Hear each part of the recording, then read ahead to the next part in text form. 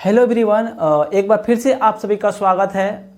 मैं उमा शंकर कुमार और आज का वीडियो बहुत ही खास, बहुत ही अलग और बहुत ही स्पेशल होने वाला है और बहुत ही मोटिवेशन होने वाला है, क्योंकि हम मिलने वाले हैं एक ऐसे छात्र से जो इलाहाबाद यूनिवर्सिटी का रह चुका है और छोटी सी उम्र में समाज के लिए एक ऐसा कार्य कर रहा है जो मुझे ही नहीं, अगर आप मिलते हैं तो आपको भी बहुत कुछ सीखने को मिलेगा।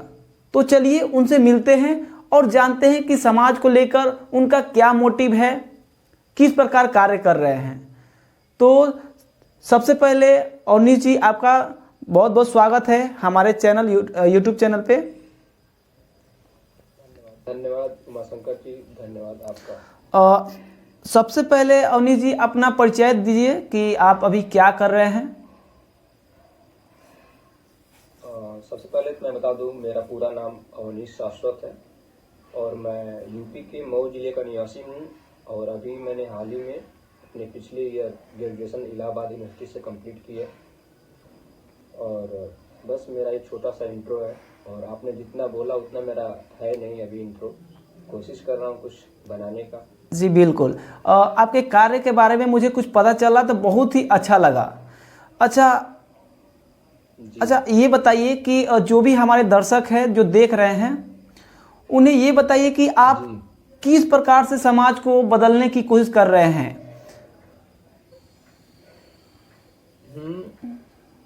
मेरा एक प्रयास है, मेरा बचपन से प्रयास था कि मैं कुछ समाज के लिए करूं। जब मैं घर से बाहर निकला, मैं हाई स्कूल के बाद बाहर ही पढ़ाई की है हमने। जब मैं बाहर निकला तो मैं देखा यहाँ पे समाज के बारे में कुछ सीखा 1-2 साल तक। उसके बाद मैंने खुद अपने नाम से ही एक एनजीओ स्टार्ट करी। पहले तो मैं इसका रजिस्ट्रेशन नहीं करा पाया था, बाद में चल के 2018 में हमने स्टार्टिंग की और 2020 में रजिस्ट्रेशन कराया और उसी के थ्रू हम आगे सेवा का कार्य करते चले गए और लोगों से जुड़ते चले गए। हमारा यही मकसद है कि हम भारत को भूख मुक्त बना पाएं। जो हमारी अभी हाल ही में जो रैंकिंग आई है 2022 में, वो भारत की रैंकिंग 107 है। हम अपने पड़ोसी देश पाकिस्तान, बांग्लादेश, नेपाल इन सब से पीछे हैं और कहीं ना कहीं इसमें हम सभी की गलती है। सिर्फ सरकारें अपना काम तो कर ही रही हैं, उनकी सिर्फ गलती नहीं है। तो इसमें ही मेरा योगदान है, मैं भारत को भूख मुक्त बना पाऊँ। और इसी के तहत हम लोग 13 फरवरी को अंतर्राष्ट्रीय रोटी दिवस के रूप में मनाते हैं और आगे भी मनाते रहेंगे आप लोगों का। बिल्कुल बिल्कुल, हमारा तो पूरा प्रयास रहेगा, क्योंकि आपसे बात करके इतना एनर्जी आ रहा है कि एक छोटी सी उम्र में आपने जो हम लोग की उम्र जो होता है वो खेलने का उम्र होता है, पढ़ने का उम्र होता है, लेकिन आप पढ़ने के साथ एक ऐसा कार्य को कर रहे हैं जो एक उम्रदार जो होते हैं ना, वो भी नहीं कर पाते हैं ये सारे कार्य। अच्छा, आप ये बताइए कि आपका एनजीओ के बारे में कुछ बताइए अपने। मैंने तो पहले ये नहीं सोचा था कि मुझे रजिस्ट्रेशन भी कराना पड़ेगा। मुझे तो इतनी जानकारी थी भी नहीं कि इसको इस तरीके से रजिस्ट्रेशन कराया जाता है। वो तो मुझे बाद में पता चला जब मैं एक जगह, एक अनाथालय था, वहाँ परमिशन लेने गया था। तो मुझे वहाँ पे परमिशन नहीं मिली। तो उन्होंने कहा कि अपना रजिस्ट्रेशन नंबर दिखाइए। तो मेरे पास तो कुछ था नहीं, जानकारी नहीं थी। तो उसके थ्रू फिर मैं उस समय 2019 का समय था। 2019 में कोविड भी आया भारत में, तो मुझे कुछ टाइम मिल गई सोचने के लिए कि रजिस्ट्रेशन कैसे होता है। तो मैंने 1 साल तक इस पे प्रयास किया रजिस्ट्रेशन करने का और सोचा। फिर बाद में जाकर के अवनीश फाउंडेशन के नाम पे रजिस्ट्रेशन कराया। नाम को लेकर के भी मैंने काफ़ी सोचा। तो फिर मुझे समझ में आया कि मैं दूसरों के नाम से बनाने से अच्छा अपने नाम से स्टार्ट करूं। और मैंने बनाया और आगे लोग जुड़ते गए। इसमें सभी लोग स्टूडेंट हैं, युवा हैं और हम लोग इसकी हेड ऑफिस मऊ में है, कॉर्पोरेट ऑफिस एक बनारस में भी है, प्रयागराज में भी है और सिवान में बिहार में भी है। और लोग जुड़ते गए, यही सबसे अच्छा लगा। लोगों ने विश्वास किया हमारे ऊपर और हम लोग सिर्फ हंगर पे काम नहीं कर रहे हैं, हम लोग एजुकेशन पे, जो लोग पैरालाइज हैं उनके प्रति भी हमने काम किया है और अनाथालय में भी फिर हमने काम करी। उसके बाद यही हमारे छोटे सा फाउंडेशन है और यही हमारा प्रयास है छोटा सा। जी आगे देखिए कहाँ तक हम लोग जा पाते हैं आप लोगों के सहयोग से। बिल्कुल। अच्छा, ये आप बताइए अवनीश जी कि जो आपका अवनीश फाउंडेशन करके जो भी है, ये कब से आप शुरुआत किए हैं? जी, इसकी स्टार्टिंग हमने 2018 से की थी 2018 से। और आज से करीब 4 साल लगभग फरवरी में 13 फरवरी 2018 से स्टार्टिंग की, बनारस से इसको बनारस से। तब से इसमें 2 लोग जुड़े थे। आज इसमें 7 लोग सिर्फ इसमें फाउंडिंग मेंबर में हैं और 20 या 25 लोग अभी जो ऐसे हैं जो लोग अदर ब्रांच से जुड़े हुए हैं इसके। आप बता रहे हैं कि 2018 से, तो मुझे ऐसा लगता है कि अभी आपका उम्र जो है इतनी छोटी है, तो अगर उसमें 4 साल घटा दिया जाए तो कितनी छोटी होगी। और इतना बड़ा सोच, ये अपने आप को प्रेरित करता है। जी जी, देखने वाले को भी बहुत प्रेरित करेगा। अच्छा ये बताइए कि आपके मन में ये कैसे थॉट बना कि हमें समाज के लिए चीज़ें करना है इतना समय पहले, तो आप वो थॉट को बताएंगे? देखिए, हाँ, देखिए सबसे बड़ी बात होती है कि आप किस माहौल में पले बढ़े हैं। हमारे फैमिली का जो बैकग्राउंड है वो काफ़ी हमें हेल्पफुल लगा और कहीं ना कहीं हमारे माता पिता का ये दिया हुआ है और वो लोग भी बहुत से एनजीओ में कार्य किए, पापा से सीखने को मिला हमें। हमारे चाचा जी भी हैं जो एनजीओ चलाते हैं, वो भी जुड़े हुए हैं, तो उन्हीं लोगों से सीख के हमने स्टार्ट किया है। ये परिस्थिति ही है स्टार्ट करने का, उन्हीं के थ्रू हमने स्टार्ट किया था और कोई माँ के पेट से नहीं सीख के आता है, मुझे जहाँ तक ऐसा लगता है। हम लोग समाज के और परिस्थितियों के सहयोग से ही सीखते हैं, तो वहीं से मुझे प्रेरणा मिली एनजीओ के तहत काम करने का, लोगों को सहयोग करने का। तो मैं तो इसका पूरा श्रेय अपने फैमिली को और अपने परिस्थितियों को दूंगा। बिल्कुल बिल्कुल। चलिए आप ये बताइए अवनीश जी कि जो इस बार 2023 का आ रहा है आपका अंतर्राष्ट्रीय रोटी दिवस, इस पर आप लोग का क्या प्रोग्राम है, कहाँ कहाँ क्या करने वाले हैं, इसके बारे में बताइए कि और भी क्या चीज़ें होंगे।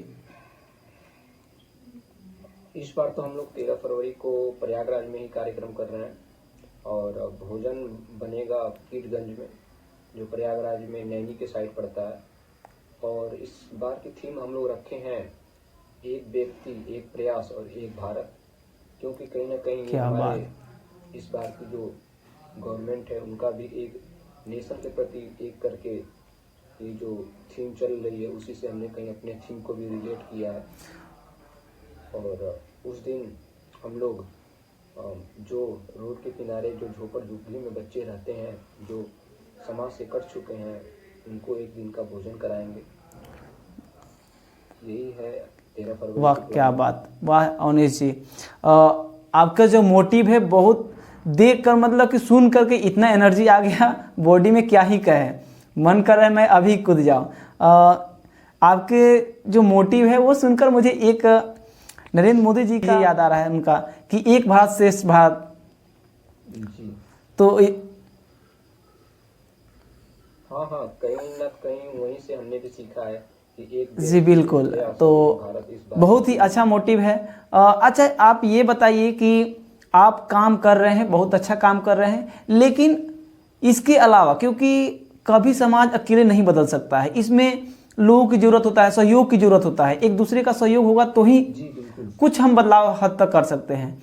तो आप जो युवा है, हम जैसे, आपके जैसे, तो उन लोगों के आप क्या कहना चाहेंगे, वो कौन कौन चीज़ें हैं जिससे समाज में बदलाव लाया जा सकता है, उन्हें कौन सी कुरीतियाँ हैं जिन्हें उन्हें पता नहीं है, उन्हें जानना जरूरी है, वो कौन सी कुरीतियाँ हैं, उन्हें किस प्रकार से आप प्रेरणा देना चाहेंगे?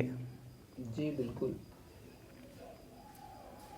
मैं तो आपके प्लेटफॉर्म के थ्रू बस यही अपील करना चाहूँगा कि जो भी युवा हैं वो आगे आएँ, क्योंकि हम न जाने वर्ष में कितने दिवस सेलिब्रेट करते हैं, हमें खुद पता नहीं है। और आए दिन कुछ ना कुछ दिवस होता है, तो कुछ ऐसा दिवस क्यों ना हो जिस दिन किसी गरीब इंसान को खाना खिलाया जा सके। और मैं ये कहीं नहीं कह रहा हूँ कि सिर्फ 13 फरवरी के दिन ही खाना खिलाया जाए। मैं हर व्यक्ति या हर युवा से अपील करता हूँ, जब आपका जो भी दिन आपका सबसे अच्छा हो, वैसे तो आपका जन्मदिन वाला दिन सबसे अच्छा माना जाता है, उस दिन किसी एक ज़रूरतमंद इंसान को खाना अवश्य खिलाएं। कम से कम आप अगर एक लोगों को इंसान को खाना खिलाएंगे तो आपको देख के और भी लोग आगे आएंगे और भी जरूरतमंद इंसान को पेट की भूख पूरी की जा सकेगी। यही प्रयास है हमारा। जी बिल्कुल, आपकी बातों से सहमत है।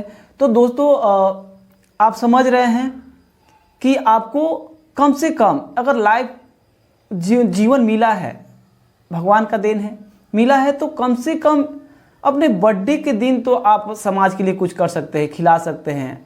कभी नहीं खिला सकते तो ये आपसे मिलकर बहुत अच्छा लगा अवनीश जी। बाकी कहीं भी मुझे ज़रूरत पड़ता है तो मैं हमेशा खड़ा रहूँगा आपके साथ।